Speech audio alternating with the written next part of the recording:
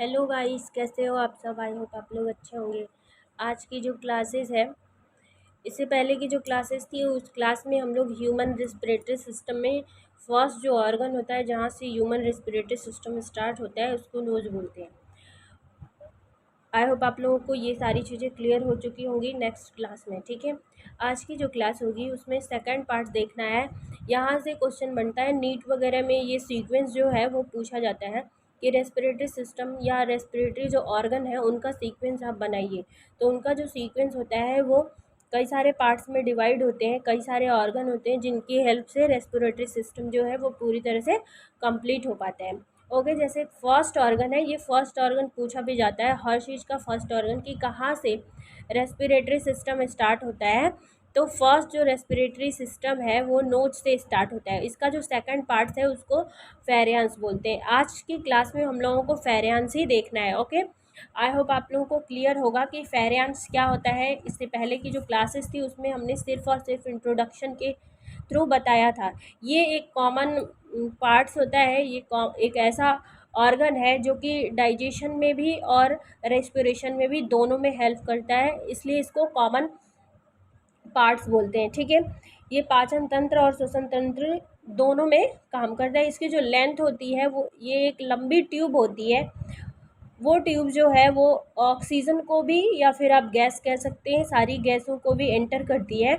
और बाकी जो है वो ये इसी फेरियांस के माध्यम से जो हमारा फूड मटेरियल है वो भी स्टमक तक जाता है। ठीक है, इसकी जो लेंथ होती है वो 5 सेंटीमीटर होती है। आई होप आप लोगों को क्लियर हो पा रहा होगा, मैंने मेंशन करके रखा है कि इसकी जो लेंथ होगी वो 5 सेंटीमीटर की होगी। और एक ये ट्यूब होती है, बाकी ये कॉमन पार्ट्स है। ठीक है, कॉमन ऑर्गन्स है।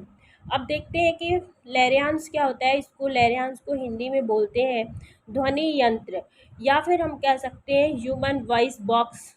इसमें जो होता है ये जो होता है हमारे वॉइस को जनरेट करने का एक ऐसा ऑर्गन है जिसके माध्यम से हमारी जो वॉइस होती है वो निकलती है। ठीक है, इसलिए इसको बोलते हैं ध्वनि यंत्र, या फिर इसको क्या बोलते हैं, लैरियांस बोलते हैं। और इसको स्वर यंत्र भी बोलते हैं। आप इसको ध्वनि यंत्र और स्वर यंत्र दोनों बोल सकते हैं। ठीक है, आई होप आप लोगों को क्लियर हो पा रहा होगा। ये जो होता है, ये जो स्वर यंत्र होता है, ये हमारे जो ट्रैकिया होती है इस ट्रैकिया के ऊपर ही होता है। ठीक है, ये ट्रैकिया के ऊपरी भाग पे स्वर यंत्र जो होता है वो लगा होता है। ओके, यहाँ पे एक पर्दा होता है जिसको हिंदी में बोलते हैं कंठस्थ पर्दा। इसको बोलते हैं कंठस्थ पर्दा। बाकी इसको इंग्लिश में बोलते हैं एपिग्लोटिक्स। एपिग्लोटिक्स। आई होप आप लोगों को विजिबल हो पा रहा होगा, दिख रहा होगा। ये जो होता है ये कार्टिलेज का बना होता है, उपास्थियों का बना होता है। ये एक तरीके का पर्दा होता है जिसका काम सिर्फ इतना होता है कि ये जो फूड मटेरियल है उसको स्टमक तक लेके जाए, और जो हमारी गैसेस हैं, जो एयर है, उस एयर को लंग्स तक लेके जाए। ठीक है, तो यहाँ पे ये एपिग्लोटिक्स जो होता है ये स्वर यंत्र के माउथ पे लगा होता है, या फिर आप कह सकते हो कि ये लैरियांस के माउथ पे लगा हुआ होता है। ठीक है, ये क्या करता है, जब खाना हम खाते हैं तो उस टाइमिंग में ये क्या होता है, क्लोज हो जाता है। कोई भी फूड मटेरियल जब हम लेते हैं तो ये पूरी तरह से क्लोज हो जाता है कि हमारा फूड मटेरियल जो होता है वो एयर के माध्यम से कहीं ऐसा ना हो कि यहाँ तक चली जाए, ये विंड पाइप में चला जाए। अगर ये विंड पाइप में कभी सपोज आपने देखा होगा कि कभी आप कुछ खाते हैं तो खाने के टाइमिंग में ऐसे हिचकी आ जाती है या फिर कुछ ऐसे दिक्कत होती है, तो वो दिक्कत सिर्फ इसी की वजह से होती है कि सपोज़ ये जो एपिग्लोटिक्स है ये अगर खुल जाता है तो हमारे जो फूड मटेरियल होते हैं उसके छोटे से पार्टिकल्स जो होते हैं वो इसी विंड पाइप में चले जाते हैं, या जाते नहीं है पूरी तरह से, जाएंगे तो फिर ऑन द स्पॉट व्यक्ति की डेथ हो सकती है। लेकिन ये क्या करते हैं, यहाँ जैसे ही इसके टच में आते हैं वैसे इंसान को क्या आती है, हिचकी आने लगती है। तो ये इसी एपिग्लोटिक्स के कारण आती है।